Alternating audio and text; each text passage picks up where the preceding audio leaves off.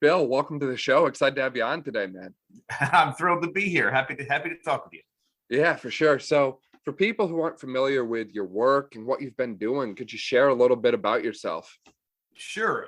So I am a prehistoric and experimental archaeologist by training. I have a PhD in archaeology and anthropology and have spent my entire career studying ancestral technologies and ancestral approaches to food and diet. And more recently, have become a trained chef. So my wife and I have launched a business called the Modern Kitchen, which is a storefront where we put all the work, the research that I've done for decades into practice and create the most nourishing food possible for the community. And also have a nonprofit called the Eastern Shore Food Lab, which is the focus where we do all of our research, teaching, outreach, and education.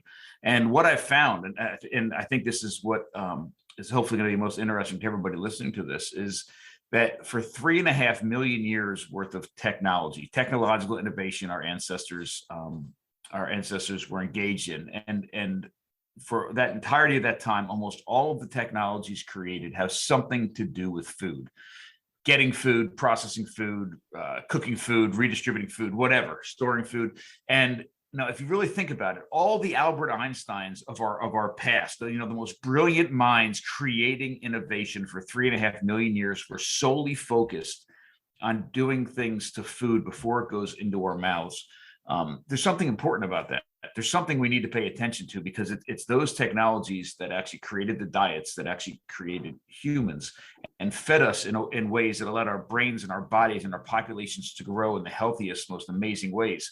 And to me, we need to really understand what those innovations were and what our diets were like in order to feed these bodies that we have now, because the reality is we're living in Stone Age bodies. The bodies we have now were created 300,000 years ago, but we're trying to nourish these bodies with this crazy new weird modern food system, and something isn't right. I completely agree with everything you've said. It makes me think back to the episode we did with Dr. Stephan Hussey a while back, just the overall importance of starting from the beginning, because as you said, humanity did not just kind of fall down and develop in the past 30, 40 years. It's been thousands and thousands of years in the making. So our genes are used to living as we have for thousands of years. We're used to being active people, eating natural, unprocessed, cleaner foods. And we now have a little bit of a mismatch, I'll say, for lack of a better way to put it, in our lifestyle now compared to where we were in the past. And obviously, optimizing that mismatch is a critical component to optimizing overall health and well-being, right? Ancestrally speaking, there's archaeological evidence to suggest that our ancestors used long bows for hunting that had a 120-pound draw weight on them. And I look at the people walking up and down the street these days, and I don't think many people could pull 120 pounds back, let alone breathe and aim for 8 to 10 seconds and line it up perfectly.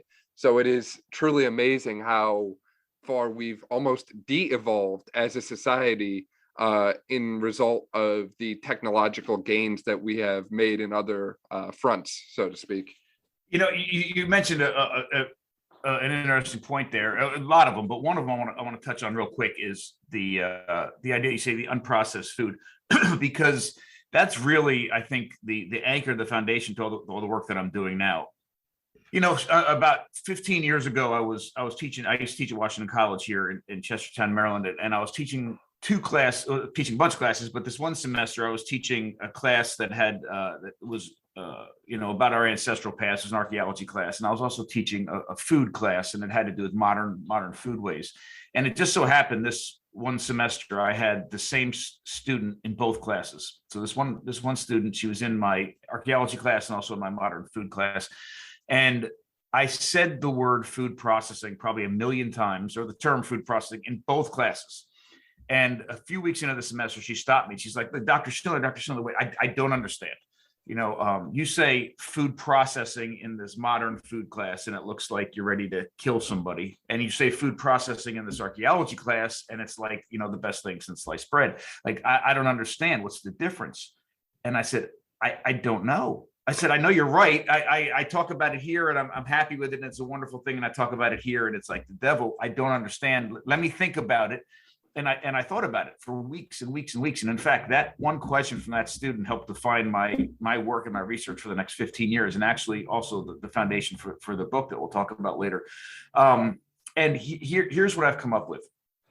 Food processing in the past, all those technological innovations for almost 3.5 million years, were focused on doing three things: making food safe, making foods nutrient dense, and making the nutrients in those foods bioavailable. In other words, making that food as nourishing as possible for our bodies before we even put it into our mouths. Food processing today is often at the expense of safety, nutrient density, and bioavailability. It's the goals of most food processing today is making somebody else a heck of a lot of money. Uniformity and shipping and shelf life and all of that. And in the past, even though the food processing helped improve, and sometimes helped improve flavor and storability and all these other wonderful things, the focus of it was on making food nourishing. And if you think about all that, and then you look at our digestive tracts, you'll realize, and it's very humbling to think about it this way, we have one of the least efficient digestive tracts of any animal on the planet. And in fact, even though humans are omnivores, we are not omnivores by design. God or a greater being or whatever didn't design us to eat literally almost all the foods that we eat. A cow is perfectly designed to eat grass and tough vegetable materials. A granivorous bird like a duck or a goose is perfectly designed to eat grains right off the stalk. A lion or another predator is designed to take down animals on the African savanna, rip them apart with canines, and fully digest raw red meat, right away. We're not designed to do any of those things, but we have grains in our diets. We have tough vegetable materials in our diets. We have meat in our diets. So how do we do this? And the key for humans is that we started out eating our digestive tracts 3.5 million years ago because we're one of the only species that does something to its food before we put it into our mouths. And that's not just this weird thing. And, the fact that we go out to restaurants and have chefs, it's actually something we require. We need to do something to almost all of the food that we eat. We have to process it in some way to make it as safe, nutrient dense, and bioavailable as possible before we even eat it. And that's where all those technologies come in. So I just wanted to sort of clarify that food processing thing. Unfortunately, we should have different words. Like food processing in the past should be a different term than food processing today, because one is amazing and one is horrible. Yeah, for real. And not to mention all of these foods that we are eating before processing are full of different things that are not necessarily designed to lead to good human life, right? So I think of vegetables as the classic example of this. Vegetables are commonly sought after because they are very nutrient dense foods. But, I took Bio 111 like most people who get a degree in exercise science or physical therapy or any kind of health science. And they teach you about plants and all these different plant hormones and defense mechanisms that exist, but they never really tell you about how they turn them off and turn them back on, right? So if we don't know how to turn off these plant defense mechanisms and we are putting them in our body, then logically speaking, from my standpoint, it would make sense that those defense mechanisms are active when we put them in our body.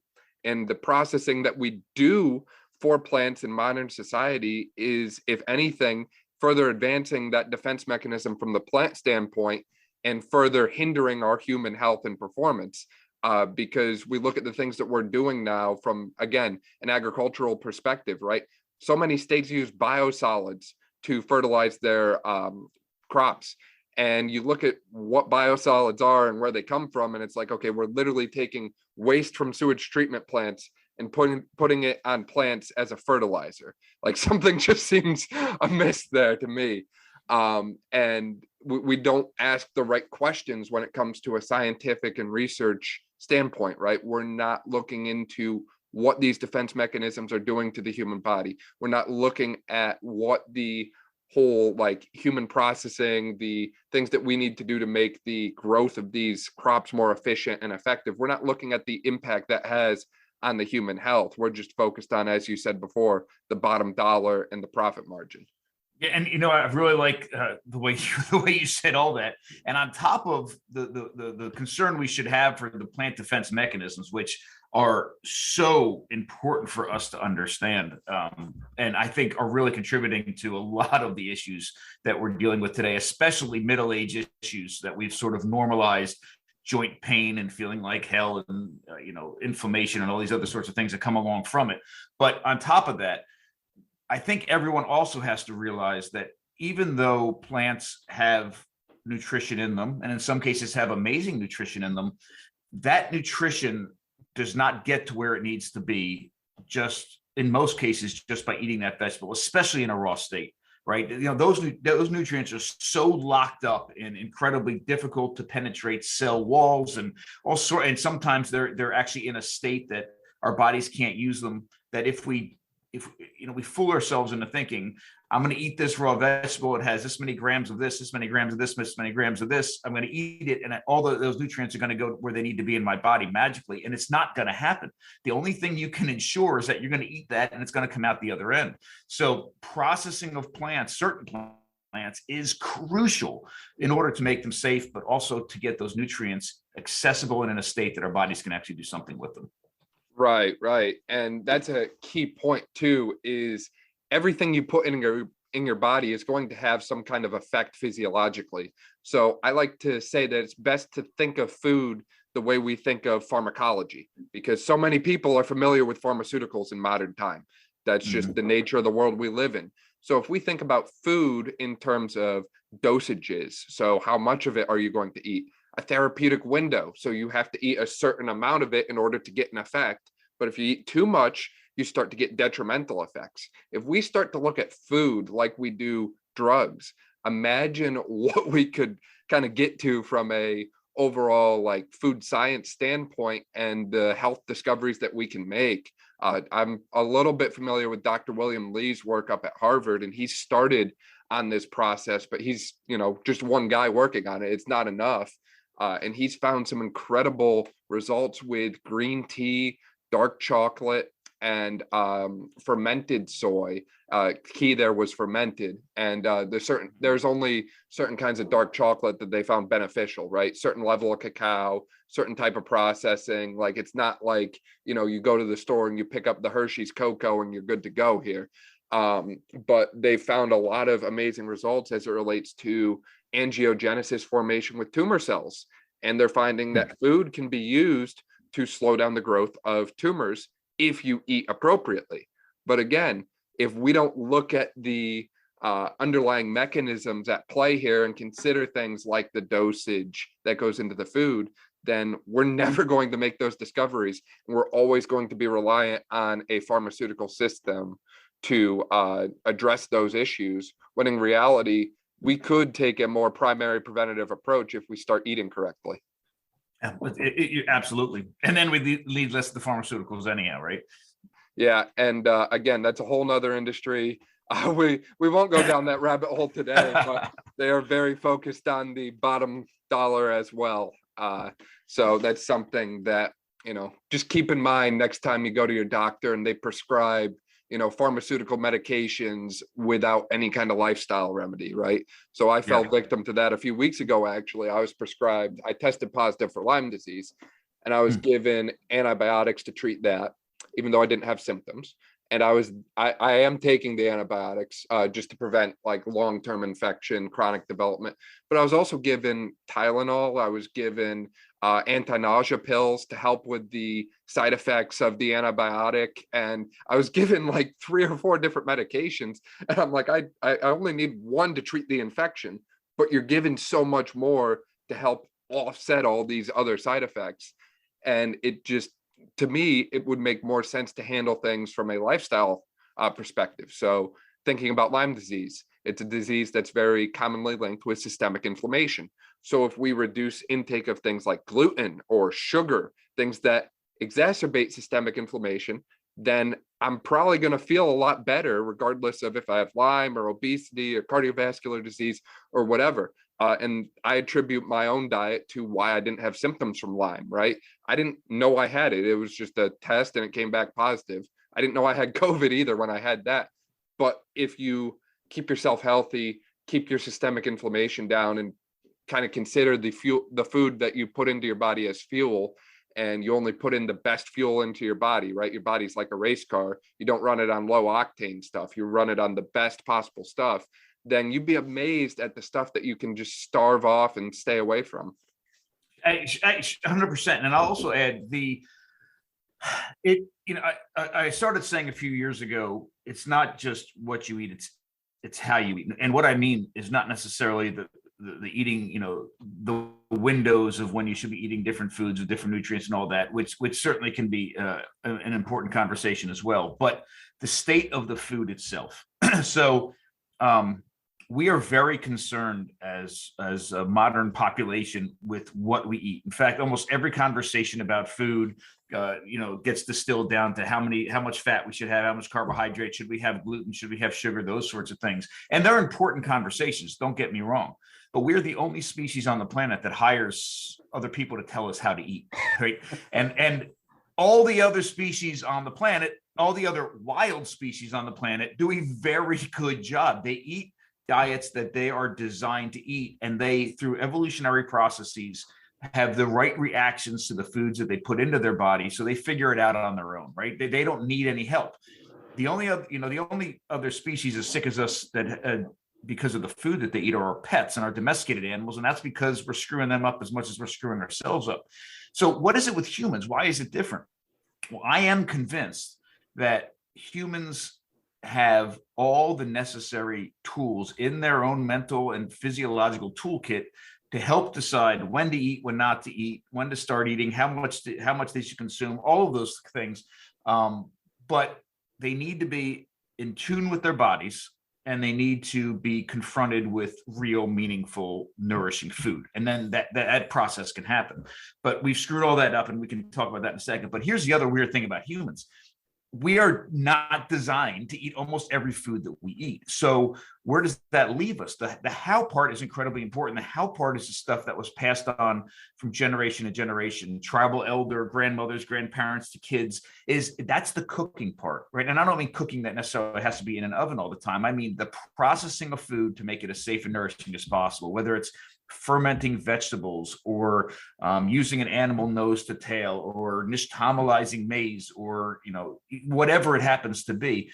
That's the part that's essential in our modern human diets, and is the part that's left out of all of these conversations. If we come at it from the perspective that we are, the only food that I'm convinced that humans are perfectly designed to consume is dairy when we're infants. That's it. I mean, we are perfectly designed to eat raw milk from our mothers when we are infants, and then when we start introducing solid foods, we stop producing a lot of the enzymes we need to do that properly.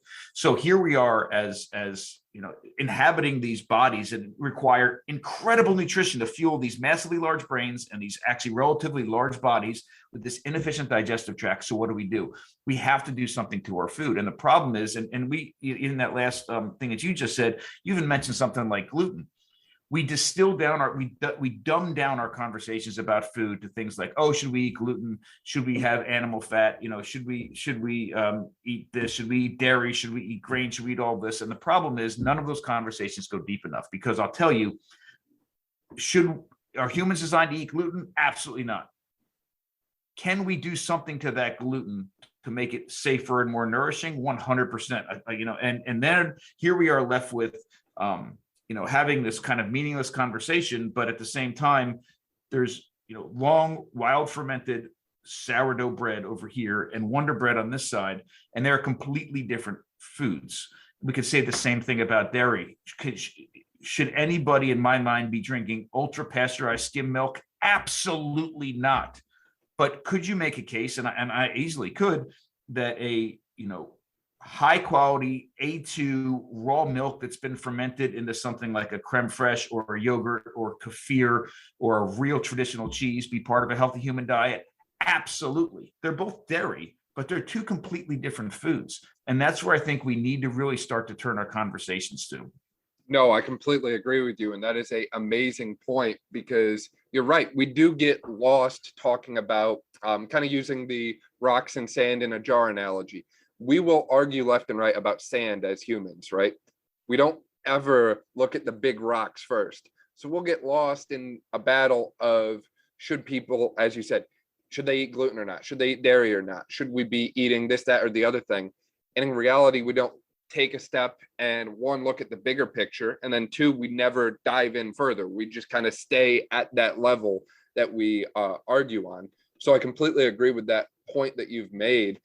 And I also like your focus on, it kind of seems like you want people to rewild themselves, for lack of a better way to put it, is, we are living in a society that, as we've said earlier, it's a complete mismatch to where we came from evolutionarily, but we almost need to match our eating approach to more like that of our ancestors. So eating more like a human. I can't imagine where I would have got that phrase from, right? Yeah, eating more like a human, and diets that actually built us. And again, rewild is such a great word too. If let's say something about domestication very quickly. So, as an archaeologist, a lot of times, I would get the questions asked, what domestication was so significant in transforming our relationship with our environments and our food and our diet and our health. I'm not saying a good or a bad way. In fact, I think in a bad way, but what happened when we started domesticating plants, we started domesticating animals, completely transformed everything about our lives and our health and the health of the planet. So everybody wants to nail down these dates. Like, when did it first happen? When did we first domesticate plants? When did we first domesticate animals? And if you think about what the term domestication really means. I mean, we throw it around all the time, but let's put a definition to it. In my mind, it's taking a wild species, and I don't know if everybody realizes, but literally every single domesticated plant or animal we have, from a carrot to a horse to a cow, all started as a wild organism that, and here's the definition plate, we took and put in a cultural environment. In other words, a human created environment where we were doing something to it. We were either keeping it safe or feeding it or helping it breed in certain ways for different kind of traits that we wanted, or giving it water, or all sorts of different things. But when it's in that cultural environment, over time, it genetically changes to something else. And that's the domestication piece. In some cases, it changes to the point where it can no longer survive in the wild on its own. Okay, so if that's our definition of domestication, the first domesticated plant we think is somewhere between 10 and 15,000 years ago. And a lot of different plants are vying for this, but it could be maize, it could be some sort of ancient wheat, it could be potatoes even, but that's in the plant world. In the animal world, most people would say the first domesticated animal was a dog at about 35,000 years ago or so. And after that, most animals start to get domesticated within the past 10,000 years, things like cows and horses and that sort of thing. Okay, so to me, that doesn't describe it all. There's an earlier animal. The earliest domestication event for an animal was us at 3.5 million years ago. Because if you think about it, and it sounds so simple and silly, but it's real. When our ancestors created our first stone tool 3.3 million years ago and used it to access meat on the African savanna for the first time, we all of a sudden put ourselves literally in a human created environment. We were creating technologies to overcome our own limitations. We were no longer wild.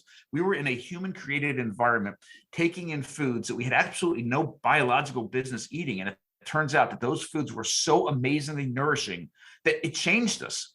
And our brains got bigger, our bodies got bigger, and we started out eating our own digestive tracts. Our nutritional needs skyrocketed to the point where if we took any of us, and I say it all the time, I don't care if it's Bear Grylls or the best survival expert in the world, and threw you naked in the middle of the woods, anywhere on the planet, you would die, because we don't have the ability with these inefficient nails and these inefficient teeth and our inefficient digestive tracts to access enough nutrients from our environment, I don't care where you live, to fully nourish these modern or nourish the bodies that we're in now. This is an incredibly important thing for us, excuse me, to understand. So yes, rewilding, sort of, going back the way things were, but we are no longer wild animals, and we have nutritional needs that require us to do massive things to our food. And I'd like, if everybody took a step back and really thought about what we as modern humans try try to do when we think about nourishing ourselves and the difference to what it was in the past, I think it's incredibly important, incredibly different. Most modern Americans and modern people in the Western world want to eat all day and not get fat. I mean, it's really what we want to do. I mean, you even said you were watching the game last night. I mean, how many people were watching a football game last night and literally just sat there and were munching on chips and trying to drink beer, but, you know, they're looking at the chips and they're saying, okay, well, how much fat and how much carbohydrates are in there? And, you know, they're drinking the light beer because but they want to eat all the time. And then, so we're seeking out nutrient-free food for the first time in the history of our species. And then we're paying somebody to go there and work out at a gym to try to burn off more calories so that we can then go eat more food. And now listen, food is an important part emotionally and culturally in our lives. And truly being nourished requires us to meet not only our biological needs for food, but also our cultural and emotional ones. And I completely understand that. But let's take a step back and understand what that really means. We are literally seeking out nutrient-free foods, but our ancestors, and for millions of years, were trying to create technologies that allowed them to get the most amazing nutrient-dense foods from our environment and do things to those foods to unlock those nutrients so that our bodies had to work less hard to access them. That is a completely different way of thinking about it. It's almost like that saying, you know, you shouldn't work out to eat, you should eat to work out. You should eat so that you're as nourished as possible. So any way that you're working out is as meaningful as it can be. You shouldn't be going to the gym thinking, oh my God, if I sit on this treadmill for another half an hour, I can have an extra slice of pizza or an extra chocolate chip cookie. That is a silly way of thinking about food and diet and health. And it has never been that way for millions, literally millions and millions of years. You're absolutely right. And not even to mention that it's just what I would consider a immature way of looking at how we eat. We look at things as carbs, fats, and proteins, and we look at things as calories. That's how we as a society think. We think in terms of calories, but at the end of the day, calorie is a unit of heat measurement. It's the amount of energy that's required to raise a small quantity of water 1 degree Celsius. So why are we measuring food in terms of heat temperature and not by the ability to provide energy, right? Because our body functions as far as energy is concerned in terms of ATP, and calories are not always the best measure of ATP. It's just a little bit of a mismatch there. And we think that restricting calories or matching our calorie burn every day to what we put in is the end of the battle. And we never consider, as you said before, we never look deeper. We never look at the physiological effect that food has on our body. So I know a lot of people will reference, you know, oh, so-and-so, you know, in the news, they lost 20 pounds doing a diet of nothing but Twinkies, or, you know, this guy ate McDonald's every day for a month, but he lost weight, you know, so it's possible to eat these foods and still be, you know, healthier, quote unquote. But in reality, weight loss does not necessarily mean healthy. I want to see the body composition, right? If someone's eating nothing but Twinkies every day for, you know, who knows how long, they're not going to be building muscle. If anything, that weight loss was muscle loss because they're not putting in protein to their body. They're not putting in the essential amino acids that their body needs to function at a high level.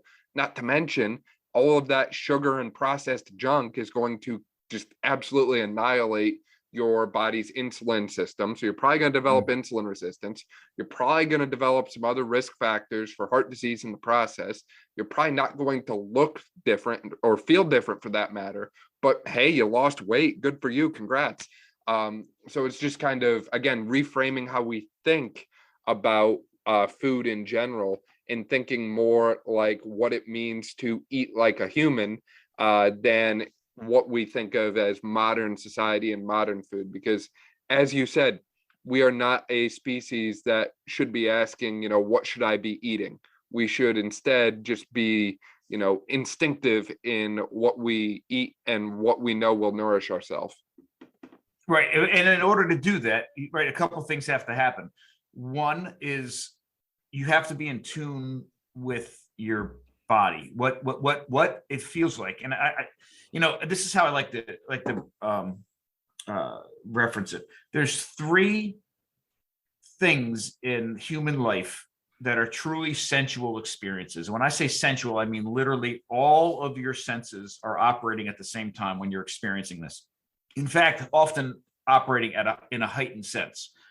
One is safety, one is sex, and one is food and eating. And these are not, it's not a coincidence, right? These are evolutionary, reactions. These things have been built over millions of years of evolution in order for us to do the very one thing that every species on this planet must do to survive: reproduce viable offspring, right? And in order to do that, number one, you have to reproduce. Number two, it has to be successful. The offspring, you have to be able to give birth to healthy offspring, and that offspring has to live long enough to be viable and produce viable offspring too. And if you do all this, then your species survives. And if you screw it up, then you become extinct. So every species on the planet has to do this. So if you think about it, what does it feel like when you're sleeping at night and something fell in the kitchen downstairs and made a sound, and you jump out of bed and literally you feel like you're a superhuman. You can hear and you can operate at a level that you've never, been able to operate before, because you have these heightened senses of the safety. When you're engaged in the act of sex, if you do it right, it feels incredibly good. If you do it wrong, it feels incredibly bad.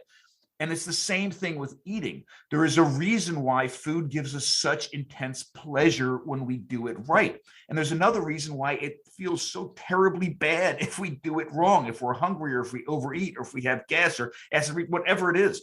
It is not a coincidence.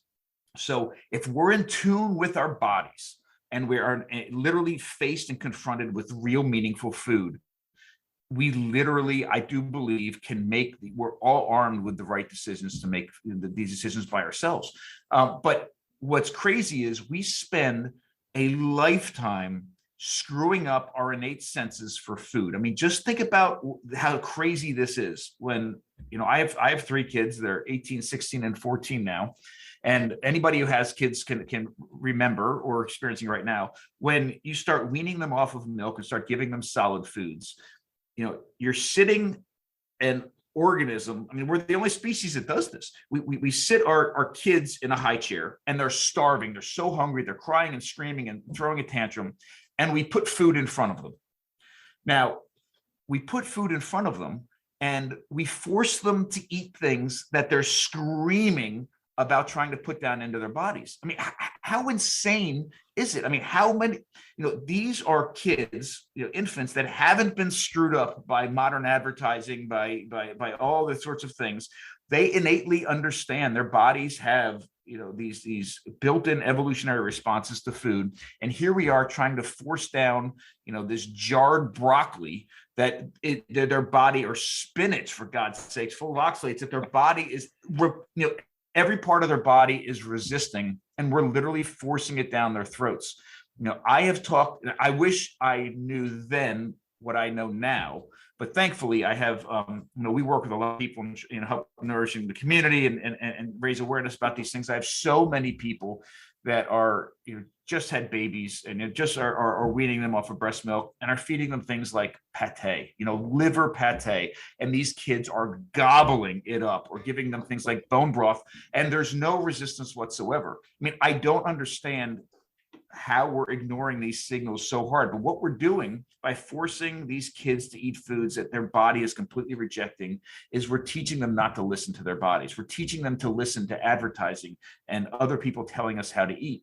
And I really think that's where it all starts, right there. But anyhow, real quick, to put a button on this.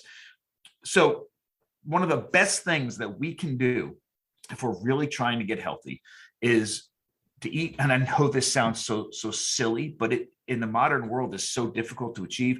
We should eat a nourishing meal. Like, literally sit down and eat the most nourishing meal possible. Do everything you can to source the most amazing, grass-fed beef, cook it properly, right kind of vegetables, prepare whatever it is. Sit down, eat that meal, and then see how you feel afterwards. And that should be your benchmark. And then from that point forward, you should strive that and this sounds so incredibly simple, but it's not in the modern world. Strive that every time that you sit down and eat, and then get up, you feel better than when you sat down, right? If you feel better than after you get done eating than when you sat down to eat, which should be the goal, you will improve your health so in such amazing ways. It is literally, it is literally that simple and that difficult at the same time. Yeah, yeah, for real. And there's so many other pieces that go along with that, right? You can start a journal to just start tracking how you feel after you eat certain foods. So you might respond differently to certain things than other foods. Like I know for myself that if I go with a low carb keto approach, I feel great. You might need to eat more carbohydrates than I do in order to feel the same way. So if you're tracking, writing down your mood and how you're feeling, energy levels, that sort of thing after you eat, and you start noticing a trend like, hey, on days that I eat less carbs, I feel more irritable, then add something clean back in, right? It's easy to, well, it's going back into your thing about how it's easy, but it's difficult. But you can find clean carbohydrate sources and add them into your diet, right? Even organic fruits or wild berries are available at most grocery stores. I get organic wild blueberries from Trader Joe's, and it's $3 a bag for frozen ones. So it's not perfect by any means. I'd much rather have something fresh from a farmer's market, but comparing it to regular blueberries that most people eat, yeah, it's a lot better. So start tracking how you feel in response to things and really eat with purpose and intention and focus on the food that's in front of you.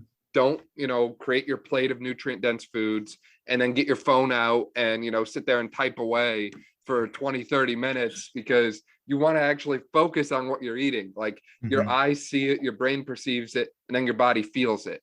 And if you're distracting yourself with other things, then you're not going to get the full effect of the food.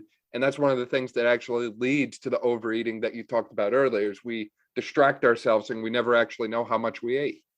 That's a really, really, really good point.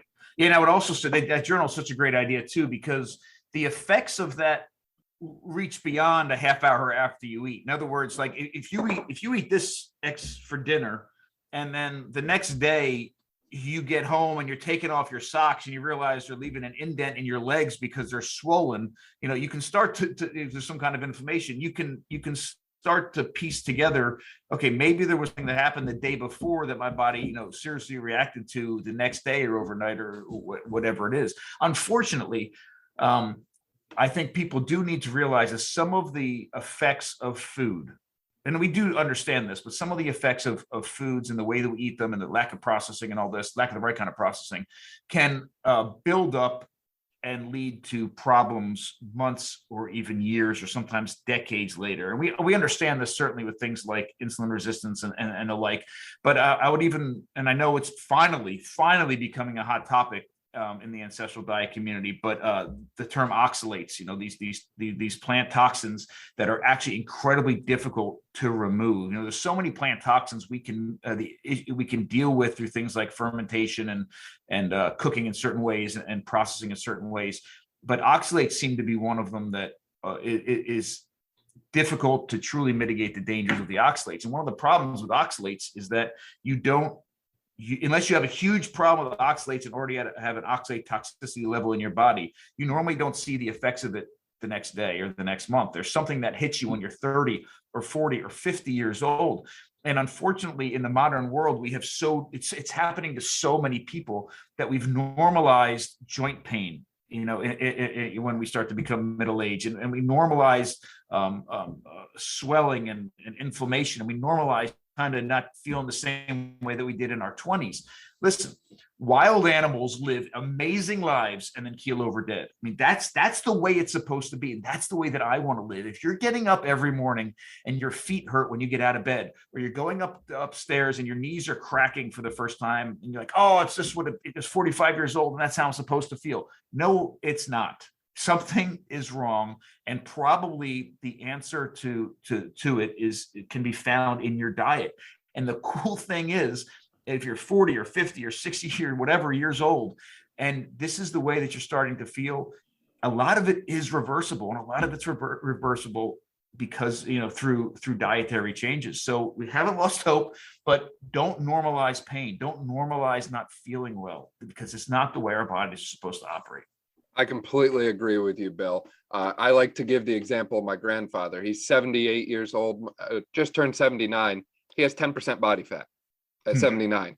So naturally, when he's outside in the summer and, the Arizona sun at the pool, A lot of people, they turn heads because they're like, wait a second, you're older, but like you're lean and you're built, and it is possible. And people often, as you said, we normalize aging, so to speak, but we don't have to age as we think of aging. There's 80-year-olds, 90-year-olds running marathons. We don't have to 100%. be 80, 90 years old confined to a nursing home. I've even seen 40-year-olds getting joint replacements. I've seen 50-year-olds confined to a nursing home. And it's just sad. Again, as a society, we have to ask ourselves, is this really the direction that we want to keep going down? And that's where, we have to be thankful and appreciate people like you who are trying to stop the madness, for lack of a better way to put it. And I know that you've got the book, and I know you've just launched a online course that really helps people dive into this deeper and understand what it means to eat like a human. So could you share a little bit about both of those? Sure, I'd be happy to. Thank you. Yeah. So right now we released a book called "Eat Like a Human" and Nourishing Foods and Ancient Ways of Cooking to Revolutionize Your Health.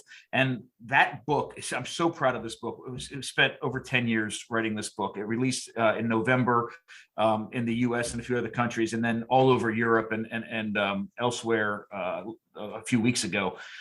And this book is, I'm so proud of it because the first part of this book lays that foundation that, in a really simple to understand but important way of what our ancestral diets were like, what that diet was like that built us as humans. And then we spend the rest of the book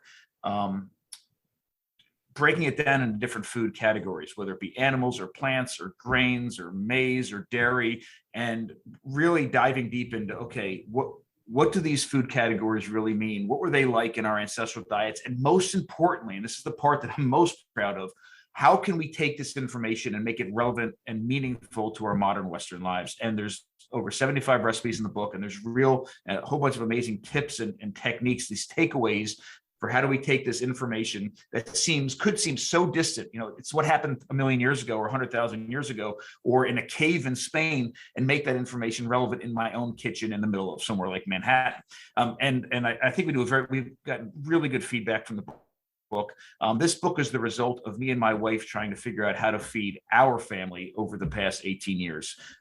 And that was sort of the focus of it. We've received such great feedback that we just launched a 10-week class. It started a couple days ago, but if anybody's interested in it, you can find information on our websites, both eatlikeahuman.com and the modernstoneagekitchen.com. And that first class, we can easily get to you. So don't be afraid if you've missed the first one. But what we do is we take each week and go chapter by chapter through the book. I tell behind the scenes stories. This book is a great, literally journey through time and around the world. We meet some incredible people. So I'm bringing a bunch of those people back to interact with us on Zooms. And then I do I do cooking demos at the end of each one of these classes. So if you're interested in truly making that change in your own home and nourishing your family in the most important way, these are some resources that can help you take those first steps. Yeah, definitely. And I'll say that your book is not only comprehensive, but compared to other ones that cover the material that yours covers, it's pretty cheap in comparison. I've seen books selling like $60-$70 that cover the exact same stuff, and yours is like 20. So it's definitely a worthwhile investment. And even your classes, right? Like you have multiple options. You can tune in virtually and live. You can get recordings and transcripts of each one, or you can work with you one-on-one, I believe, independently. And I think that includes the book with it too. So you can really kind of tier it to what you feel that you need.